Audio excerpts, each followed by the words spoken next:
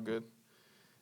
Let's try to keep not try. Let's do for Gus and his family, and that's a sad deal to have to experience, and he's again nobody really knows what's going on behind the scenes. Everybody sees just one part of it, but he's been doing that and dealing with that and game planning, and then call that kind of game, and then so.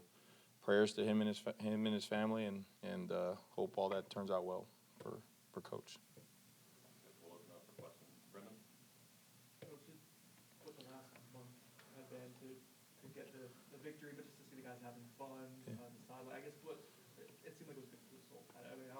How did it feel for you guys? Same. The atmosphere on the sideline was completely different, and there was a calmness. Actually, they were more calm than I was. I had the nerves and all this kind of stuff. What we're gonna do? How we gonna react? And then just from the very first kickoff, it was kind of like, okay, there was a different calmness on the sideline, and that's what good coaching does. That's all Coach Norvell. He set a message to the team, and it was a consistent one throughout the bye week, and I think it hit with those guys. It hit home with those guys, and they practiced that way, and you emphasized it, and they walked through that way, and it was emphasized, and it was a deal where it applied to the grass, and just a different kind of chemistry there, and it was great because that fan, the shirtless gang up there in the side, I tell you what, man, that is true. That is true connectivity right there.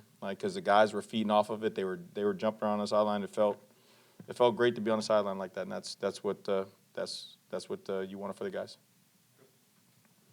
During the bye week, how much did you guys self-scout? What did you take away defensively that you learned in doing so? Yeah, same thing. You go back and look, and just the not the overcompensation, but really the overcompensation of things.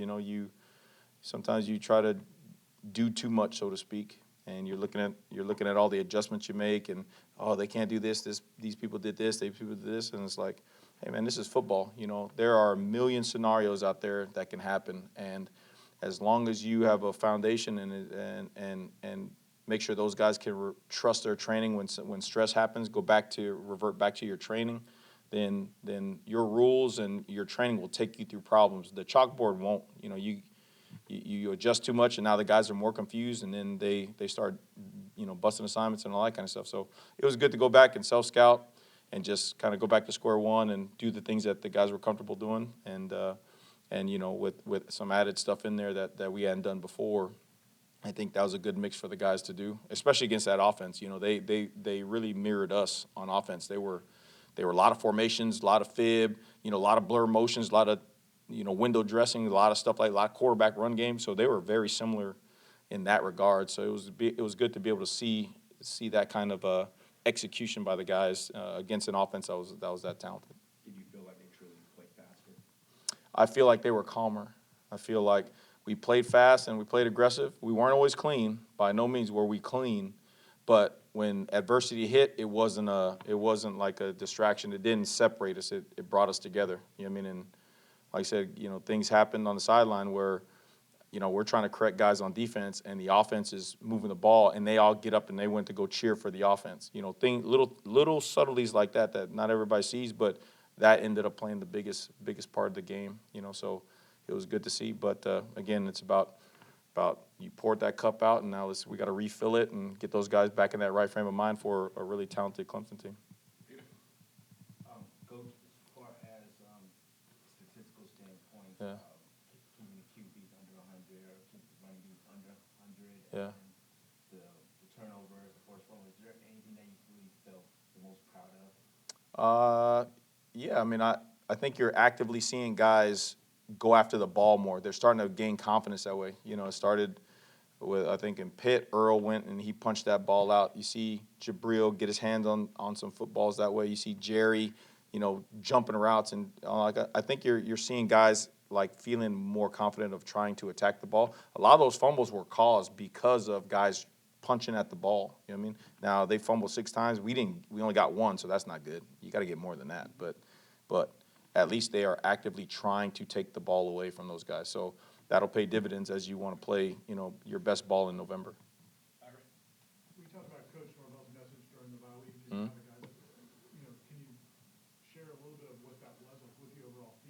Yeah, just believe, man. It's just believe. Believe in yourself. Believe in the guy next to you. Believe in the other side of the ball. Believe in this coaching staff. Believe in FSU. Believe in what you stand for. Just believe. Believe and trust your training. And that was it. And be calm. You know, because you believe, like, just because I believe, you know, everything great is going to happen, like, that don't mean bad stuff it isn't going to happen to me. It's just how you weather the storm. And again, like, that was the best thing either way, right? Like, bad things happen. Okay, it was kind of like, what's next? No big deal. You know what I mean? Like, just stay the course. And I think it was a return to how, like I said, very first time the defense stepped on the field together against Bama, there was an 18-play drive. It reminded me of that, where we didn't get off the field, but it was just kind of like, okay, kind of like, no big deal. We'll be okay. We're gonna execute. We're gonna do those things, and it felt very similar to that on the sideline. So, you know, it's just believe. Did you feel like the confidence was wavering a little bit in those couple weeks? No, not confidence, but it was like, you know, when adversity hits, it was more so like they forgot. Like, we forgot. Like, first starts with us first, right? Like, we forgot, you know, doing too much, trust their training, believe in the individual, you know, like trying to make too many adjustments to do this and, you know, protect this. And it was like, man, trust their training, you know what I mean? Like, put them in those positions, trust their training, and then let them go. So, and again, like, it worked out. It worked out well, you know, for everybody, for all position groups, both sides of the ball. You know, it felt good. It felt good to watch the young men, like, truly enjoy playing football. So, we'll see. Liam? You talked a couple weeks ago about, like, taking a step back and making sure guys weren't thinking as much, and you mentioned it there earlier. As a unit, we saw it, but also individually. Guys like James, he got to the quarterback, forced an interception, got a sack. Edwin had that third down strip, led to the false start on fourth down. That confidence that can give them, both as a unit and individually, with 4 games left, how big is that? Huge. I mean, you want a chance to go bowling. You want a chance to go just 1-0 this week. Well, you better, again, like I said, if you just going out there in warm-ups, if you ain't confident in what you're doing and how you're doing it, you already lost the game. I mean, you're done. You're lost. So by them being able to take that, you know, the bye week, it was crazy because the bye week, the practices that we had, and then leading into the practices last week, they were great practices. Like, these guys, man, they do what you ask them to do. You know what I mean? They truly do. And they practice hard. They work their butts off. And so now it's just bridging that gap between what they do in practice and having the calmness in practice that it's not you know, you made a mistake. Okay, no big deal. That's what we're here to correct and all that stuff. But then taking it into the game and still having that same mindset, like, bro, like, you can make a mistake because you're too hesitant, or you can make a mistake because you let it all out there and you let it go, and the ball just beats you every once in a while. You know what I mean? So it's just got to bridge that gap and make sure that they are confident in what they're doing. For James to break through and get the sack, and you also have the pressure that led to the interception, I'm sure happy for the result on the field, but just for him to, I guess, what does that mean for him to kind of break through in that way? Yeah, I mean, that's with anybody with that confidence, right? The first time they do it and they feel it, you hope that it just propels them into doing it more and doing it easier. You know, again, I remember Coach Norvell talking about Fisk and how he had all these goals and stuff early on, and like midway through the season, he didn't hit any of them. You know what I mean? And all of a sudden he's like, hey man, just same kind of message, right? Like, trust your training, believe. Like, it will happen. And then he ends up, you know, like with 5 sacks in the end of the year and doing all this kind of stuff. Well, very similar, right? Like, you know, he's pressing, he's trying, you know, he's trying to live up to, again, he reads and he knows, he's very conscientious. You know, he cares about every little thing. Like, you know what I'm saying? Like, he knows all that stuff. But it was just a return to, like, man, just play football. Like, hey, here's your keys. If this guy does this, do this. You know what I mean? And luckily, like, it was his time to make some big plays, and he did. So hopefully that propels himself into practicing hard, believing, and making those plays this week. What have you seen from Clemson offensively? They had a great game offensively, Yeah. I guess, yesterday, and it seems like Clemson continues to play. He's getting better. He's getting better. Getting championship teams, like, I don't care what the record is. Like, they're getting better. Teams that are good, they get better in November, and they're on fire. They did this last couple games where they started scoring 40 points plus and 500 yards of offense, all this kind of stuff. Receivers are starting to be in sync.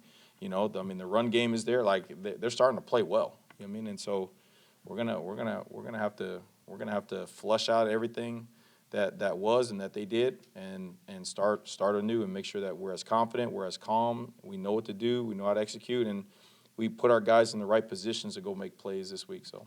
Is there a receiver that you have to focus on? No, they got three of them that they'll. I mean, again, you put up 500 yards, 40 points plus in the last couple. Like you're gonna get the ball. He's getting the ball around to them all. So it's gonna be pretty fun to see if we can what kind of game plan we can come up with.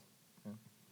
Clemson struggled to run early in here, correct? Mm-hmm. What have they done that's allowed them to be better at that? I think the offense, the sync, just being in sync and rhythm. I think they're starting to find it, and like I said, the last couple of games, as you see, and they're going against some good defenses too. It's not like the defenses they're going against are bad. They're going against some really good defenses, and they're putting up crazy yards and points. So they're just finding their groove, man. It's just timing, rhythm, the play caller figuring out what they can do well, what they're doing well, the quarterback making decisions like that. Like they're starting to vibe. So it's going to be a challenge. Coach Norvell said during the bye, you guys maybe did more good on good, Mhm. more competition. Mhm. Is that something, first of all, how does that help? And then second of all, is that something you can do as the year continues, or is that just a bye week kind of thing? No, that was a bye week emphasis. Coach did that the last bye week too. A lot of good on good. Just for the speed of the game because he gave him some time off. And you can definitely do that. I think that was more, again, like you talk about the guys program builders who have won. That was something that I think was by design. Him doing that and then him emphasizing like later on in the week, which was really awesome to see and hear was the fact that it was like when we go good on good, guys, when we go good on good, like somebody's going to lose every play. Somebody loses every play. You don't think about it like that because you're just competing. You know what I mean? You're not looking at the scoreboard, you're just competing. Well, then all of a sudden you put a scoreboard at another team, and all of a sudden now you care about every single thing you care. You're running around scared. He's like, no. He's like, go compete. Go compete like you did in the bye week. Go compete like you do when we go against each other, team compete. No scoreboard, no nothing. Just go compete, and we'll look at the scoreboard after, and we'll see what happens. And like I said, it just kind of resonated with them, right? They took that to heart, and results were in our favor. So. When you talk about a guy like Deuce Robinson, and when you have to face him in practice every day, we talked to Jabril last night. He talked about how he's been lining up with him since spring. Mm-hmm. One, what can a guy like that on offense do to help your defense learn for playmakers like Clemson has or other teams? And then two, the complementary football aspect. When he's making those one-handed catches or big plays, how does that kind of amp up the defense? Oh, you should have seen like we were in the midst of talking, and then he makes that. You can see everybody look at the scoreboard, and they just got up like it was that one meme where I forgot that rapper, like he's like on the lake and he sits up and he's looking like that. You know what I mean? Like it's the same thing. They were all just sitting down, and I remember I was looking at them, and then they all jumped up to look at the scoreboard. And I said, "What happened?" I looked up and I saw the one-handed catch. I was like, "Man, that's not normal right there." You know what I mean? But anytime it's iron sharpens iron, it helps us. It's just like their offense was very similar to what we do. Great, very schematically hard to defend. You know what I mean? Like lots of motion shifts, getting their playmakers moving around 10. You know what I mean? Quarterback run game, all that kind of stuff. And it was very much like team compete out there. You know what I mean? So I think there was a good familiarity with what they're doing and all that kind of stuff. So it helped anytime iron sharpens iron. We'll do two more. Chris, I think Jaden Jones got his first career start. Yeah. What played into the decision to start? I presume it was based on practice. Yep. During the bye. Playing fast. He's starting to play fast. He's starting to be the guy that everybody believed he can be. He's twitchy. I mean, he's 6'5", 6'6". He's 240 pounds. He can move and he can win on edges. But again, no matter how much you tell him, no matter how much you drill it, no matter how much you practice it, until you do it in a game and do it consistently, you got to know what it feels like. You know what I mean? And so he had a couple plays we highlighted today where he didn't make the sack, but he's the guy who caused it. He's the guy who allowed the other person to get the sack. You know what I mean? So, and you want to highlight those things because sometimes people don't really see that and realize that. Everybody's patting the guy who got the actual sack, but it was really because the coverage did their job, and the other end on the other side remained high, so the quarterback couldn't escape that way. So he turned back, and because he turned back, Jaden made the quarterback roll out that way to an unblocked Desir. You know what I mean? All those little things together. So he's playing fast. He's playing physical. He knows what to do, and it's good that he's helping the team play well. All right.